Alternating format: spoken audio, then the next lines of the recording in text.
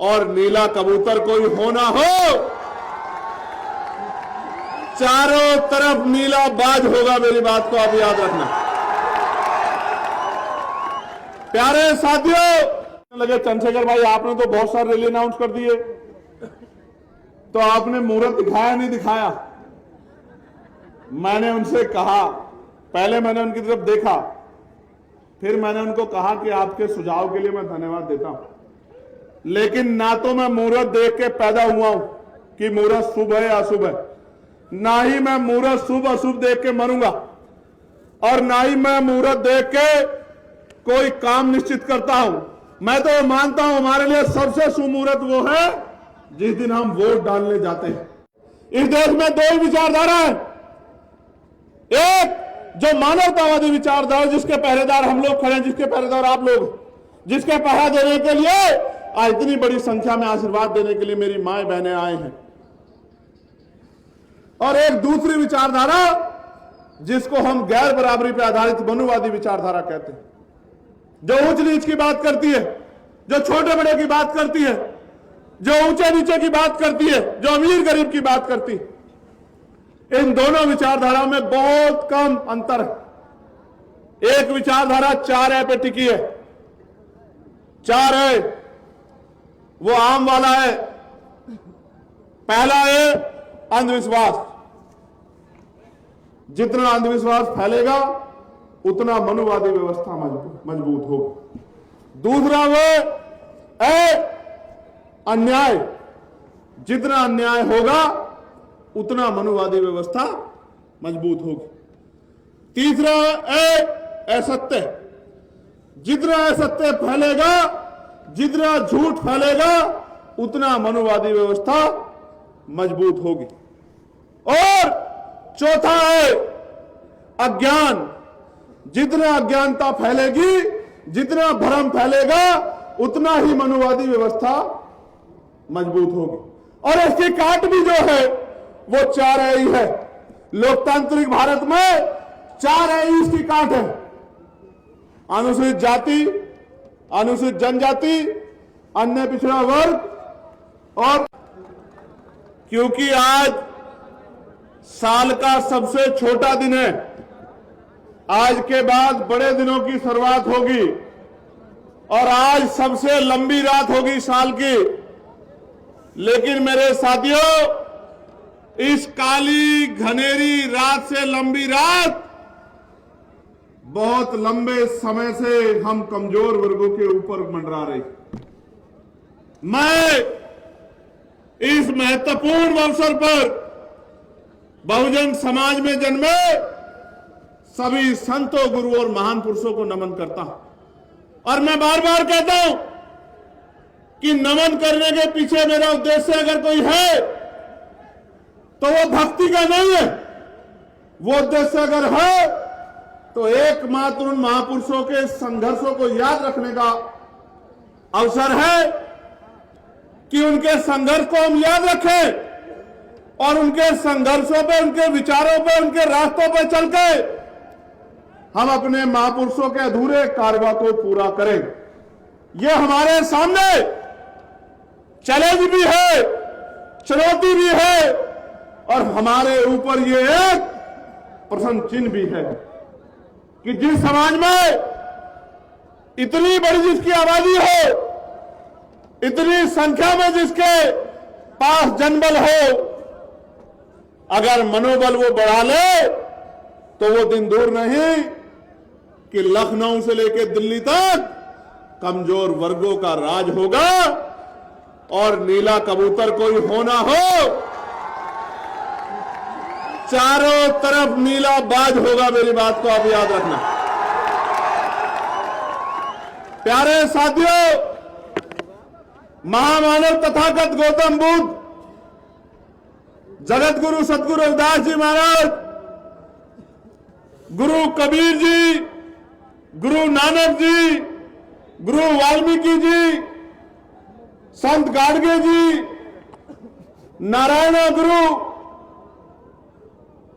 पेरियार रामास्वामी नायकर, पेरियार ललई यादव, राष्ट्रपिता ज्योतिबा फूले, मां सावित्रीबाई फूले, छत्रपति साहू जी महाराज, विश्वरत्न डॉक्टर बाबा साहब अंबेडकर, महामना रामसू वर्मा, चौधरी महाराज सिंह भारती, बाबू जगदेव प्रसाद कुशवाहा, जननायक कपूरी ठाकुर, मां अल्याबाई होलकर, मां अवंतिकाबाई लोधी, मां झलकारी बाई, मां फातिमा शेख, मां फूलन देवी, संतराम बीए प्रजापति जी, बाबू शिवदयाल चौरसिया जी, मान्यवर दीना भाना वाल्मीकि जी और मान्यवर साहब श्री काशी राम जी को श्रद्धा के सुमन अर्पित करता हूं। प्यारे साथियों, मैं एक बात अपनी बात को शुरू करने से पहले कहना चाहता हूं, और ये जो बात है ये संकल्प भी है। अगर मेरे खून का कतरा कतरा भी महापुरुषों के मिशन को पूरा करने के लिए या आपकी आंख का आंसू पूंछने के लिए लग जाएगा, तो मैं आज वचन देके इस पावन अवसर पे कहता हूं कि कभी मैं उस खून के कतरे की परवाह नहीं करूंगा। मेरी बात को आप याद रखना। लेकिन ये लोकतांत्रिक देश है, संवैधानिक देश है। यहां लाठी डंडे बंदूकों से आप हिंसा तो कर सकते हैं, लेकिन स्वाभिमान सम्मान का जीवन प्राप्त नहीं कर सकते। और हमें अपने महापुरुषों से सीखना पड़ेगा। अगर हमारे महापुरुष चाहते तो वो हिंसा का रास्ता इख्तियार कर लेते, लेकिन हिंसा हमारे महापुरुषों ने हमें नहीं सिखाई। हम संविधानवादी लोग, अगर हमें कोई कटु शब्द कहता है तो हम शब्दों के बाणों के आधार पर उसका जवाब देते हैं और तर्क के साथ जवाब देते हैं। आज का जो कार्यक्रम है ये मेरे लिए महत्वपूर्ण है, क्योंकि ये जो कार्यक्रम है और इसमें जो कमजोर वर्ग का नौजवान आया है, उस नौजवान को मैं संदेश देने के लिए आया। मेरे मंच पे इस तरफ मेरी बहनें, मुझसे बड़ी छोटी, बड़े अभिभावक, पार्टी के सामान्य नेतागण, ये सब लोग जिम्मेदार हैं, समझदार। लेकिन असली चिंता आपको लेकर है।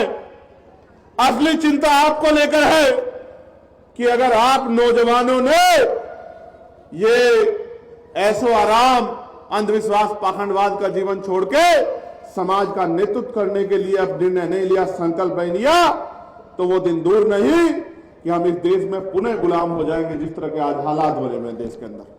इसलिए मैं यहां से शुरू करूंगा, क्योंकि कार्यक्रम के संयोजक हमारा पाल समाज का परिवार है, जिनकी इच्छा थी कि मैं यहां आऊं, और आपने जो भाईचारा बनाकर संदेश देने का काम किया है, इससे शाम तक लखनऊ की नींद तो खराब होगी, लेकिन रात में नींद दिल्ली के लोगों को भी नहीं आएगी। मेरी बात को आप याद रखें।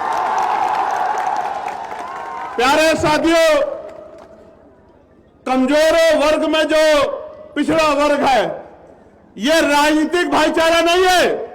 मैं आज के नौजवानों को बता देना चाहता हूं कि इस देश में समता, समानता, बंधुत्व, भाईचारे का जो आंदोलन नायकों के रूप में चलाया है, आज की जाति व्यवस्था में मैं बस आपको बताना चाहता हूं। आप घर जाके चिंतन मनन करना कि मैंने जो बात आपसे कही वो क्यों कही और आपको करना क्या है। राष्ट्रपिता ज्योतिबा फूले, मां सावित्रीबाई फूले, जिन्होंने शिक्षा का अधिकार दिलाने का काम किया, जिन्होंने अन्याय, अत्याचार, अपमान सहने का काम किया, जिन्होंने उस समय में 2 दर्जन के करीब स्कूल खोल के कमजोर वर्गों के बच्चों को, बेटियों को, बेटों को पढ़ाने का काम किया, वो राष्ट्रपिता ज्योतिबा फूले आज जाति व्यवस्था में पिछड़े वर्ग से आते हैं, जिनको हम सैनी कहते हैं, मौर्य कहते हैं, साक्य कहते हैं, कुशवाहा कहते हैं। ये पूरा एक वंश है, और ये राष्ट्रपिता ज्योतिबा फूले हमारे लिए बाबा साहब अंबेडकर से पहले हमारे नायक हैं, हमारे गुरु। उनके बाद आरक्षण के जो जनक हैं, जिन्होंने 1902 में आरक्षण पिछड़े वर्गों के लिए लागू किया, वो छत्रपति साहू जी महाराज, जिनको हम लोग कुर्मी वंश के रूप में जानते हैं, वो भी पिछड़े वर्ग के आज की जाति व्यवस्था में पिछड़े वर्ग में आते हैं। उनके बाद जिन्होंने अंधविश्वास पाखंडवाद पर चोट की, ईवी पेरियार रामा नायकर स्वामी, आज का जो हमारा पाल बघेल समाज है वो इसी समाज के रूप में और हमारे नायक के रूप में चमक रहे हैं। पेरियार ललन यादव, बाबू जगदेव प्रसाद कुशवाहा, जननायक कपूरी ठाकुर, ये सब महापुरुष जिन्होंने हमें संघर्ष करना सिखाया, सामाजिक न्याय सिखाया, ये पिछड़े वर्ग के लोग हैं। और आप जानते हैं बाबा साहब अंबेडकर ने 3 महापुरुषों को अपना गुरु माना। किनको? महामानव तथागत बुद्ध को, गुरु कबीर को, और जिनको देखा नहीं, क्योंकि बाबा साहब 1891 में अवतरण हुआ उनका और 1990 में राष्ट्रपिता ज्योतिबा फूले यहां से परिनिर्वाण प्राप्त कर गए। जिनको देखा नहीं, उनके संघर्ष, उनके विचार और उनके तमाम तरह के जो कार्य उन्होंने किए उसके आधार पर उन्होंने गुरु माना। तो जिनको बाबा साहब ने गुरु माना वो हमारे गुरु हुए नहीं हुए? आप बताओ, दोनों हाथ उठा के बताओ, हुए नहीं हुए? बहुत अच्छी बात। मैं ये बात आपको इसलिए कह रहा हूं कि ये पिछड़ा वर्ग जो है ये हमारा परिवार है और अपने परिवार के साथ हमें मिलजुल के रहना है। किसी भी कीमत पे हमारा भाईचारा कमजोर नहीं पड़ना चाहिए। इसलिए बात मैंने आपके सामने रखी, क्योंकि समाज जातियों में बटा हुआ है, समाज धर्मों में बटा हुआ है, और क्योंकि हम जाति व्यवस्था में जब पैदा होते हैं तो मेरा चाचा भी मेरी जाति का, मेरा मामा भी मेरी जाति का, मेरी बुआ भी मेरी जाति की, मेरा फूफा भी मेरी जाति का, मेरा दादा भी मेरी जाति का, मेरी मौसी भी मेरी जाति की। ऐसे जाति व्यवस्था के मक्कड़ जाल में हम लोग पैदा होते हैं कि हम जाति को श्रेष्ठ मानते हैं। लेकिन इस देश का कड़वा सच ये है कि पहले वर्ण और फिर जातियां वो लोगों को कुचलने के लिए और ऊंच नीच की भावना को बढ़ाने के लिए इस देश में बनाई गई। एक ही प्रक्रिया से पैदा हुआ बच्चा जिसके माथे पे कुदरत ने कुछ नहीं लिख के भेजा, ना जाति, ना धर्म, ना वंश, उसको इतने भागों में बांट के व्यवस्था ने इस देश में कमजोर वर्गों के लोगों को हाशिए पर रखने का जो षड्यंत्र किया है उससे हमें खबरदार होना पड़ेगा। इस देश में 2 ही विचारधारा है, एक जो मानवतावादी विचारधारा जिसके पहरेदार हम लोग खड़े हैं, जिसके पहरेदार आप लोग, जिसके पहरा देने के लिए आज इतनी बड़ी संख्या में आशीर्वाद देने के लिए मेरी माए बहनें आए हैं, और एक दूसरी विचारधारा जिसको हम गैर बराबरी पर आधारित मनुवादी विचारधारा कहते हैं, जो ऊंच नीच की बात करती है, जो छोटे बड़े की बात करती है, जो ऊंचे नीचे की बात करती है, जो अमीर गरीब की बात करती है। इन दोनों विचारधाराओं में बहुत कम अंतर है। एक विचारधारा 4 पे टिकी है। 4 है वो आम वाला है। पहला है अंधविश्वास। जितना अंधविश्वास फैलेगा उतना मनुवादी व्यवस्था मजबूत होगी। दूसरा वो है अन्याय। जितना अन्याय होगा उतना मनुवादी व्यवस्था मजबूत होगी। तीसरा है असत्य। जितना असत्य फैलेगा, जितना झूठ फैलेगा उतना मनुवादी व्यवस्था मजबूत होगी। और चौथा है अज्ञान। जितना अज्ञानता फैलेगी, जितना भ्रम फैलेगा उतना ही मनुवादी व्यवस्था मजबूत होगी। और इसकी काट भी जो है वो 4 ही है। लोकतांत्रिक भारत में 4 ही इसकी काट है। अनुसूचित जाति, अनुसूचित जनजाति, अन्य पिछड़ा वर्ग और अल्पसंख्यक समाज, यानी कि SC, ST, OBC और माइनॉरिटी वर्ग के लोग अगर भाईचारा बना ले तो मैं लिख के देता हूं। आज मैं इस गांव में निकल के आया हूं और मैं चैलेंज करके कह रहा हूं, इस क्षेत्र में मैं पहली बार आया हूं, लेकिन अनुभव के आधार पर कह सकता हूं कि इस क्षेत्र में जितने गांव पड़े हैं वो दलित पिछड़े वर्ग के गांव हैं, क्योंकि उन घरों की हालात बताती है कि 75 साल बाद भी वो गांव सुख सुविधा और संपन्न नहीं हो पाए हैं। ये मैंने अपनी आंखों से देखा। अगर कोई घर सामने सड़क पे घर बन गया है तो पलस्तर नहीं है, दरवाजे नहीं है, घर के आंगन में जो व्यवस्था है वो खुद बताती है कि इस परिवार का आदमी सुबह कमाने जाता है, तब शाम के टाइम बच्चों के पेट में रोटी और उनके लिए व्यवस्था होती है। ये किसकी देन है? क्या ये देश गरीब है? नहीं। मैं लोकसभा का सदस्य हूं, मैं लोकसभा में बैठ के हर एक चीज पे ध्यान देता हूं। देश गरीब नहीं है, लेकिन इस देश का धन, इस देश की संपत्ति, इस देश की जमीन चंद मुट्ठी भर लोगों के हाथ में। जब तक धन धरती राजपाट का बराबर बराबर बंटवारा नहीं होगा, तब तक इस देश में सामाजिक न्याय नहीं हो सकता है। मेरी बात को आप याद रखना। देश आजाद हुआ 15 अगस्त 1947 को, गौर करो। देश आजाद हुआ कब? जोर से बताओ, जोर से बताओ। आजादी की आवाज मजबूत आनी चाहिए। कब आजाद हुआ? अभी भी नहीं आई, बहुत कमजोर हो तुम लोग। Good good. देश आजाद हुआ 15 अगस्त 1947 को। संविधान तैयार हुआ 26 नवंबर 1949 को, और संविधान लागू हुआ 26 जनवरी 1950 को। कब लागू हुआ?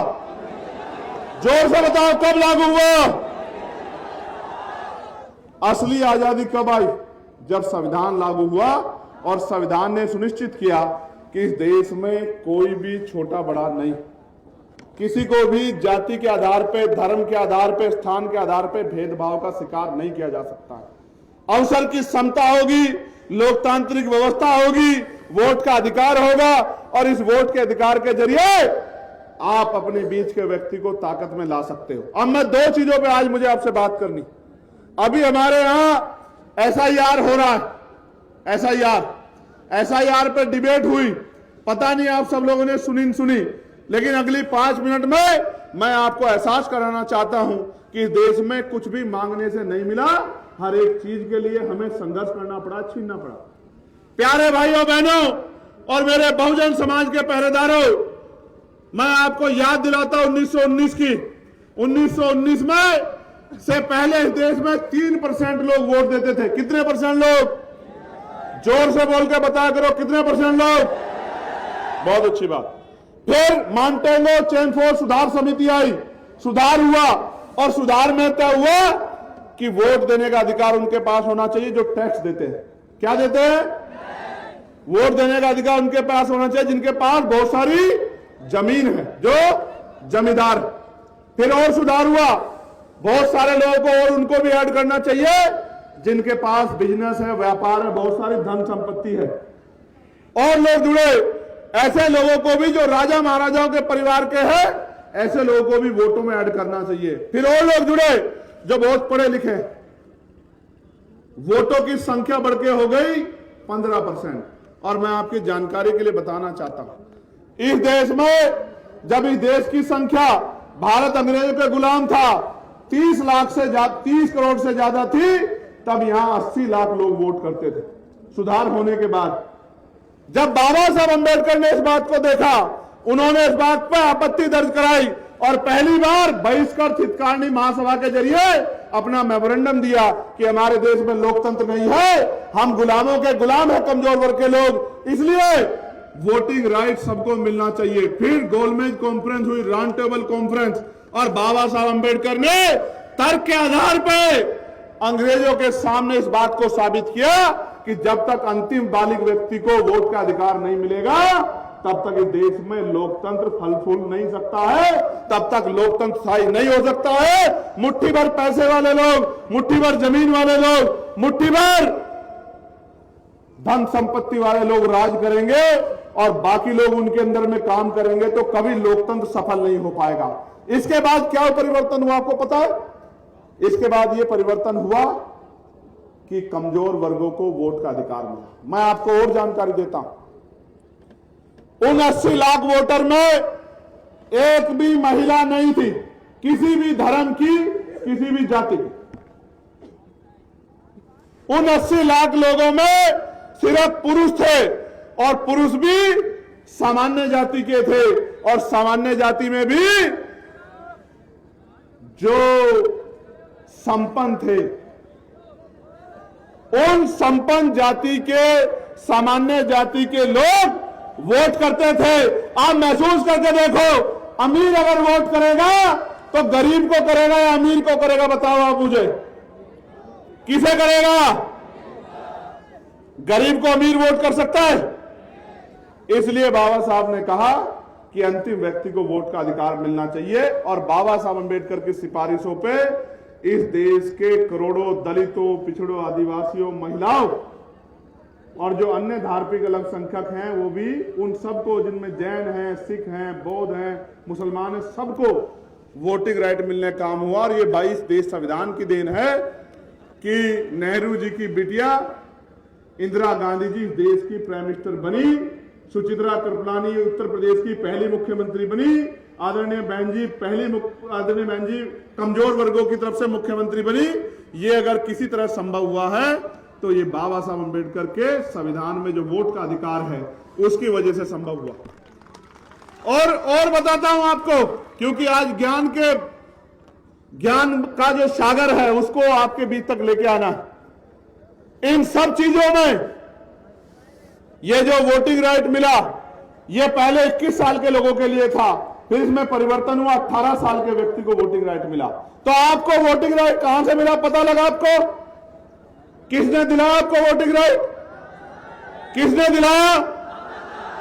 अगर बाबा साहब ना दिलाते तो एक बात याद रखो, आज लोकतंत्र है, वोटिंग राइट है, तो आपके घरों की दीवारें पक्की नहीं है। अगर आपसे वोट का अधिकार छीन लिया जाए तो मैं लिख के देता हूं, आपकी बस्तियों में कोई नेता पैर रखने के लिए नहीं आएगा। आज मेरी बात को आप एफिडेविट लेके लिख लो। यह वोट का अधिकार है जो बड़े बड़े कुर्ते वाले, बड़ी बड़ी गाड़ी वाले, बड़े बड़े बंगलों वाले, राजा महाराजाओं के वंशज हमारी गलियों में, हमारी बस्तियों में आते हैं, हमारे पैर छूते हैं, हमारे पैरों को हाथ लगाते हैं, हमारी माओ बहनों से अपने सर पे हाथ रखवाते हैं, हमारे बीच में बैठ के खाना खाते हैं, झूठे भाईचारे का दिखावा करते हैं और सिर्फ इसलिए आते हैं कि इनकी वोट हमें मिल जाए और इनकी वोट लेके हम लोग राजा बन जाए। इस देश में कब तक कमजोर वर्गों के लोग लुटते पिटते ठगे जाते रहेंगे, इसका फैसला आने वाली पीढ़ी को करना है। प्यारे साथियों, इस देश में पिछड़े वर्ग के लोगों के लिए काका कालेकर आयोग कमीशन बना। काका कालेकर आयोग से पहले जब 1931 में गणना हुई थी तो 52% पिछड़ा वर्ग था। कितने परसेंट? 52%। काका कालेकर आयोग की रिपोर्ट आई, केंद्र की जो सरकार थी कांग्रेस की, उसने कचरे के डब्बे में फेंक दी। लंबे समय तक कचरे के डब्बे में पड़ी रही फाइल। फिर उसके बाद मंडल कमीशन बना और उससे पहले सरकार ने झुंझुनू देने के लिए पिछड़े वर्ग आयोग की बात कही, लेकिन कभी उसको संपूर्ण नहीं किया। फिर इस देश में मंडल कमीशन बना और मंडल कमीशन की सिफारिश लागू हुई और मंडल कमीशन जब लागू हुआ, सिफारिश लागू हुई, 2 सिफारिशों से यह तय हुआ कि 27% रिजर्वेशन ओबीसी के भाइयों को मिलेगा। और कई प्रदेश ऐसे हैं, लोकतांत्रिक व्यवस्था है, हमारी संख्या है, लेकिन उसके बावजूद भी कई प्रदेश ऐसे हैं जहां आज तक भी 27% कॉन्स्टिट्यूशनल रिजर्वेशन नहीं मिलता। मध्य प्रदेश में अभी भी 27% मिल जाए, इसकी लड़ाई लड़ रहे हैं। लेकिन असल तो होना चाहिए था कि पिछड़े वर्ग के लोगों को 52% आबादी को 52% हिस्सेदारी मिलनी चाहिए थी। असल तो यह होना चाहिए था, मगर यह नहीं हुआ। इसलिए मैं बार बार कहता हूं कि जब तक चमचागिरी का तेल लगा रहेगा बहुजनों की लाठी पर, तब तक 10% हावी रहेगा 90% की छाती पर। मेरी बात को आप याद रखें। ये चमचागिरी का तेल जब तक नहीं उतारोगे, जब आपका मंडल कमीशन का आंदोलन चला जिसकी 2 सिफारिशें लागू हुई, तब इस देश में धार्मिक यात्रा निकाल के कमंडल की आपके पूरे आंदोलन को कुचलने का काम इस देश में जो लोग राजकाज में बैठे उन लोगों ने किया और आप लोग आपस में लड़ते रहे। इस वजह से आज भी आपके घरों के ऊपर पलस्तर नहीं हुआ है, जबकि यहां दूसरी तरफ इसी प्रदेश में ऐसे भी लोग हैं जिनके पास 5-5 हजार बीघे जमीनें हैं, जिनके घर 20-20 बीघे में को है, और मेरे दलित पिछड़े कमजोर किसान मुसलमान वर्ग के पास इनके पास रहने के लिए 20 गज जमीन भी नहीं है। ये इस देश में प्रदेश में हो रहा है। प्यारे साथियों, मैं आपको बहुत जिम्मेदारी से कह रहा हूं, मैं तो आपके साथ हर जगह खड़ा रहता हूं। कोई ऐसी जगह नहीं जहां मैं नहीं खड़ा हुआ। जब जयप्रकाश पाल जी की बलिया में हत्या कर दी गई तो उनको न्याय दिलाने के लिए हम लोगों ने सरकार से जवाब मांगने का, संघर्ष करने का काम किया। जब मेरठ में आकाश पाल की पीट के हत्या कर दी गई। इतनी वैसी नहीं वो हत्या, इस तरह के हालात थे कि उस बच्चे को देख नहीं पा रहे थे। जब वो हत्या कर दी गई बांध के मार के, तो अकेले चंद्रशेखर और हमारे साथी खड़े थे, लड़ाई लड़ रहे थे। और जिन नेताओं को वोट देके आपने गद्दियों बिठाया, वो घर में बिस्तर तान के सो रहे थे। अगर वो ठंड में कोई लड़ने काम कर रहा था तो वो एक टीम है जो इस मंच पर बैठे। प्यारे साथियों, कौशाम्बी में जब हमारी पाल समाज की बच्ची के साथ अन्याय हुआ, तो जब मैं वहां गया तो रास्ते बंद करके झूठ बोलकर मुझे गेस्ट हाउस में जाकर डिटेन कर दिया। और उधर दूसरी तरफ जो हमारे लोग खड़े थे उनके साथ हिंसा करा के 85, 80, 90 लोगों को हमारे जेल में भेजने का काम किया।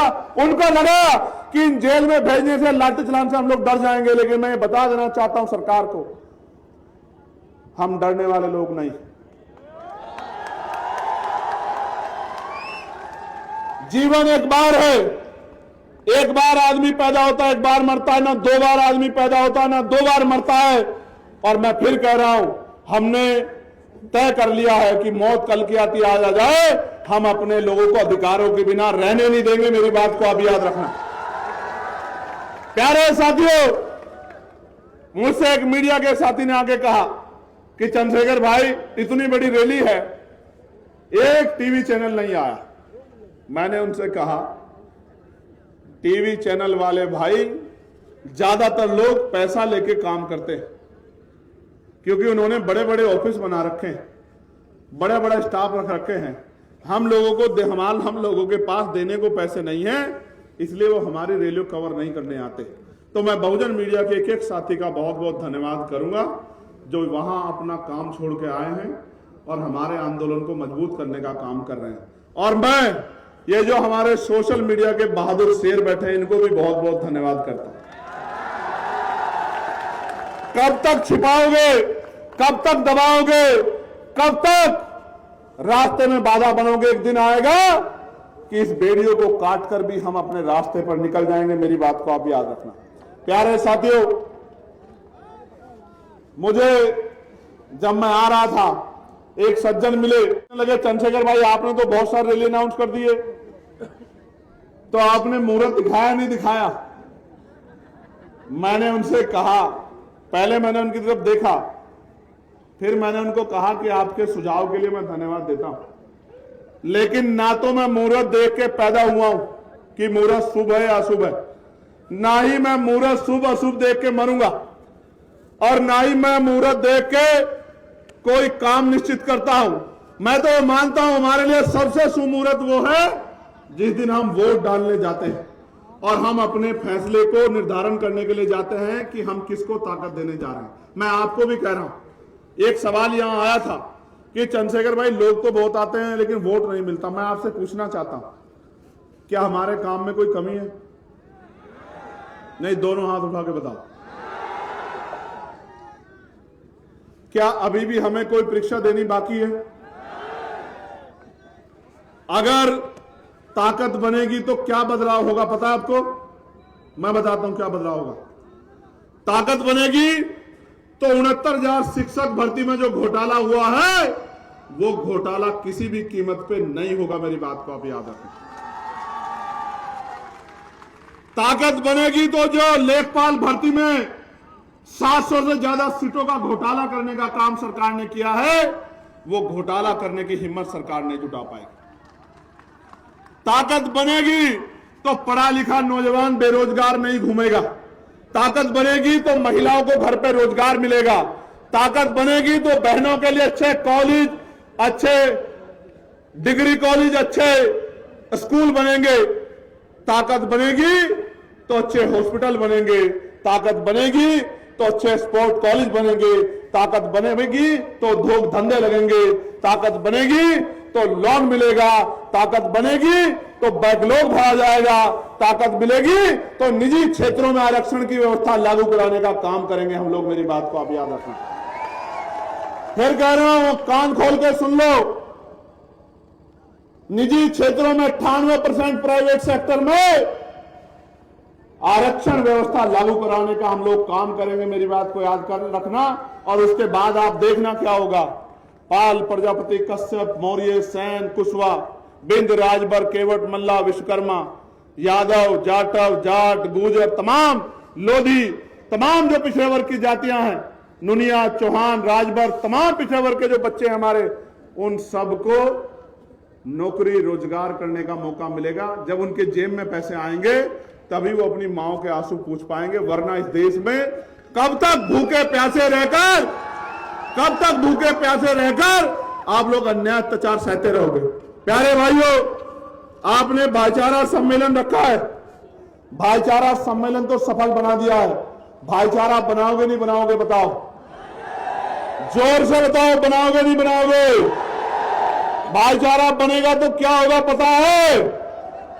भाईचारा बनेगा तो राज आएगा, और राज आएगा तो स्वाभिमान सम्मान का जीवन लेके आएगा। मेरी बात को आप याद रखना। मैं तो एक गरीब परिवार में जन्मा। मेरी मां दूसरों के खेत से घास लेके आती थी। मैं स्कूल से आता था, उस घास की गठरी को पकड़ के लेके आता था कि अपनी मां का बोझ थोड़ा सा कम कर सकूं। और मेरी मां इसलिए घास लेके आती थी कि दूध बेच के वो कुछ पैसे जुटा सके और हमारी जरूरतें पूरी कर सके। आज भी हमारी माएं बहनें बहुत बड़े पैमाने पे खेत ना होते भी खेतों में जाके घास लाके दूध बेच के अपने घर को चलाने का काम करती। मैं ऐसी मातृशक्ति को जय भीम करता हूं। मैं उस मातृशक्ति की हिम्मत को दाद देता हूं, लेकिन मैं अपनी मां बहनों से कहना चाहता हूं, वो दिन दूर नहीं कि किसी के खेत में मेरी मां बहनों को जाने की जरूरत नहीं पड़ेगी। राजकाज आएगा तो इस सारी सरकारी जमीन का बंटवारा करके गरीबों में बांटने का काम करेंगे हम लोग, याद रखें। मैं फिर कह रहा हूं, भले ही आपके पास नहीं आता हूं, भले ही आपके घरों तक नहीं पहुंचता हूं, भले ही आपसे हाथ नहीं मिला पाता हूं, लेकिन वचन देके कहता हूं, अगर आंदोलन आगे बढ़ता रहा और आपने सहयोग आशीर्वाद वोट के रूप में दिया तो वो दिन दूर नहीं कि हर घर में चंद्रशेखर काम के रूप में आएगा, आजाद समाज पार्टी काम के रूप में आएगी। जब आपके बच्चे को रोजगार मिलेगा, जब आपके घरों में सुख सुविधाएं आएंगी, और जब आंसू आएंगे तो वो खुशी के होंगे इस बात के कि इस बार हमारी ताकत बन गई, हमारी ताकत सफल होगी। इस ताकत को रोकने के लिए बहुत सारे लोग लगे हुए हैं, इस ताकत को रोकने के लिए। और वो ताकत मेरी नहीं रोकना चाहते, वो किसकी ताकत रोकना चाहते हैं? वो आपकी ताकत रोकना चाहते हैं, वो आपको कमजोर करना चाहते हैं। वो ये जानते हैं कि अगर इनकी ताकत बढ़ेगी तो उनके यहां मजदूरी कौन करेगा। मेरी बात को आप याद रखना। उनके बर्तन कौन बनाएगा, उनकी चटाई कौन बनाएगा, उनके खेतों में काम कौन करेगा। तमाम तरह के जो उनके अपमान का जो काम करना पड़ता है वो कौन करेगा। उनके सफाई का काम कौन करेगा, सीवर में कौन उतरेगा, मैला कौन उठाएगा। इसलिए कह रहा हूं, नौजवानों को कह रहा हूं, खूब पढ़ो, ज्ञान में किसी पीछे मत रहो, एक रोटी कम खाओ जो गाडगे जी महाराज कहते थे, लेकिन पढ़ो और पढ़ाओ, ज्ञान हासिल करो, शिक्षा हासिल करके रोजगार की तरफ को बढ़ो, अंधविश्वास पाखंडवाद को जोड़ो, भाईचारा बनाओ और संवैधानिक रूप से संघर्ष करके ऊंचे ऊंची कुर्सियों पे पहुंचो और उन कुर्सियों पे पहुंच के अपने गरीब कमजोर लोगों का हाथ पकड़ने का काम करो, उनके आंसू पूछने का काम करो। मैं और आप एक हैं। मैं भी इसी परिवार से निकल के आया हूं जिन परिवारों से आप निकल के आए। मैं आपके प्यार को जानता हूं, मैं आपके संघर्ष को जानता हूं। मेरी एक आवाज पर चाहे दिल्ली हो या लखनऊ या मुजफ्फरनगर, आप दौड़े दौड़े चले जाते हो। लेकिन मेरे भाइयों, दौड़े दौड़े जाने से काम नहीं चलेगा। जब तक आप अपनी बस्तियों में गांव गांव जाके बूथ कमेटी नहीं बनाओगे, सेक्टर कमेटी नहीं बनाओगे, भाईचारा कमेटी नहीं बनाओगे, जब तक अपने क्षेत्रों में एकजुट पे समाज को एकजुट नहीं करोगे, तब तक आप सफल होने वाले नहीं। तो मेरे पास आगे पीछे नहीं आने की जरूरत नहीं, अपने क्षेत्रों को मजबूत करने की जरूरत है।